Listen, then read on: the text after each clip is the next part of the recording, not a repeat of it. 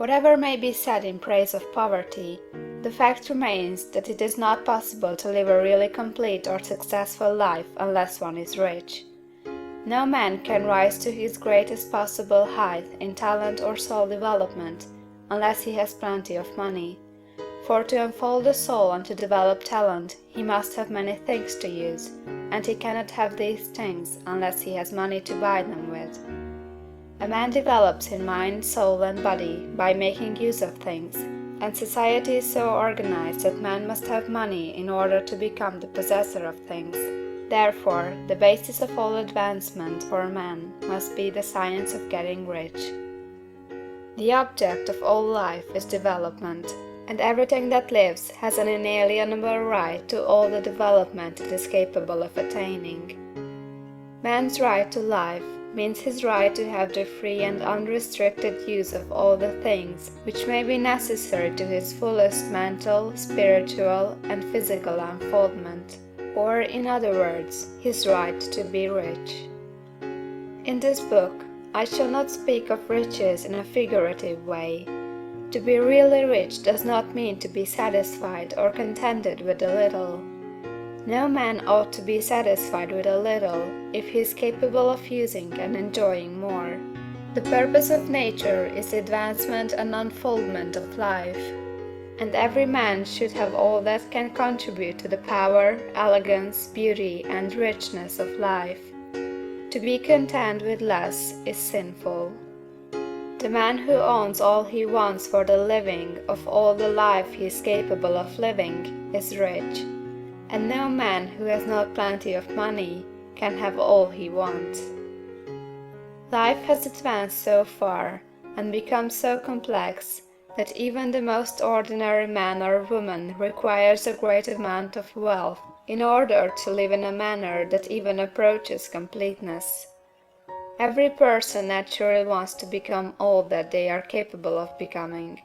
This desire to realize innate possibilities is inherent in human nature. We cannot help wanting to be all that we can be. Success in life is becoming what you want to be. You can become what you want to be only by making use of things, and you can have the free use of things only as you become rich enough to buy them. To understand the science of getting rich is therefore the most essential of all knowledge. There is nothing wrong in wanting to get rich. The desire for riches is really the desire for a richer, fuller, and more abundant life, and that desire is praiseworthy. The man who does not desire to live more abundantly is abnormal, and so the man who does not desire to have money enough to buy all he wants is abnormal. There are three motives for which we live.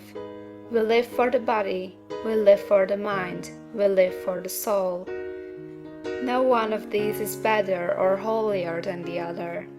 All are alike desirable, and no one of the three, body, mind, or soul, can live fully if either of the others is cut short of full life and expression. It is not right or noble to live only for the soul and deny mind or body, and it is wrong to live for the intellect and deny body or soul.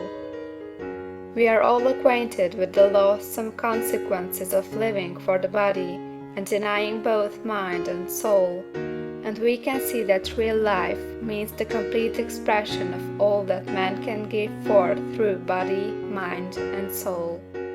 Whatever he can say, no man can be really happy or satisfied unless his body is living fully in every function, and unless the same is true for his mind and his soul. Wherever there is unexpressed possibility or function not performed, there is unsatisfied desire.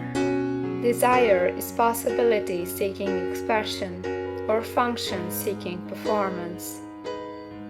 Man cannot live fully in body without good food, comfortable clothing, and warm shelter, and without freedom from excessive toil. Rest and recreation are also necessary for his physical life. He cannot live fully in mind without books and time to study them, without opportunity to travel and observation, or without intellectual companionship. To live fully in mind, he must have intellectual recreations, and must surround himself with all the objects of art and beauty he is capable of using and appreciating. To live fully in soul, man must have love, and love is denied expression by poverty. A man's highest happiness is found in the bestowal of benefits on those he loves. Love finds its most natural and spontaneous expression in giving. The man who has nothing to give cannot fill his place as a husband or father, as a citizen, or as a man. It is in the use of material things that a man finds full life for his body, develops his mind, and unfolds his soul. It is therefore of supreme importance to him that he should be rich. It is perfectly right that you should desire to be rich. If you are a normal man or woman, you cannot help doing so.